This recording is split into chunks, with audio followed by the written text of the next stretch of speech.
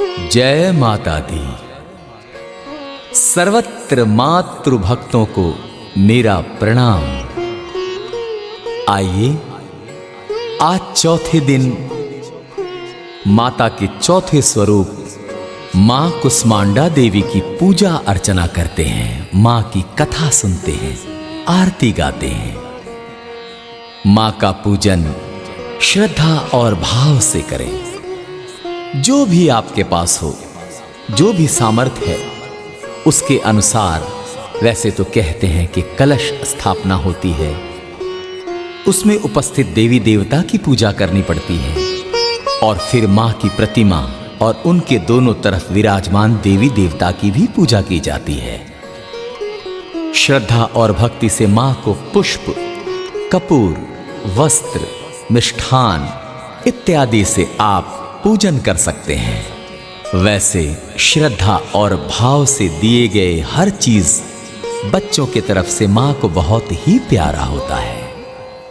इसलिए आइए आज हम मां कुष्मांडा देवी को बड़े सच्चे मन से, सच्चे दिल से, सच्चे भाव से उनका पूजन अर्चन करते हैं। या देवी सर्वभूतेषु मां कुष्मांडा रूपेण संस्थिता। नमस्तस्यै नमस्तस्यै नमस्तस्यै नमो नमः। सुरा संपूर्ण कलशम रुधिराप्लुतमेव च दधाना हस्तपदाभ्याम कुष्मांडा शुभदस्तु में। जय माता दी। अपनी मंद हल्की हंसी के द्वारा अखंड यानी ब्रह्मांड को उत्पन्न करने के कारण इस देवी को कुष्मांडा के नाम से अभिहित किया गया है। इन्हें दुखों को हरने वाली मां कहा जाता है। सूर्य इनका निवास स्थान माना जाता है, इसलिए माता के इस स्वरूप के पीछे सूर्य का तेज दर्शाया जाता है। इनके 8 हाथ हैं और सवारी शेर है, इसलिए मां अष्टभुजा कहलाई। इनके 7 हाथों में क्रमशः कमंडल, धनुष, बाण, कमल, पुष्प, अमृतपूर्ण कलश, चक्र तथा गदा है। 8वें हाथ में सभी सिद्धियां और निधियों को देने वाली जपमाला है। इस देवी का वाहन सिंह है और मां को कुम्हड़े की बलि प्रिय है।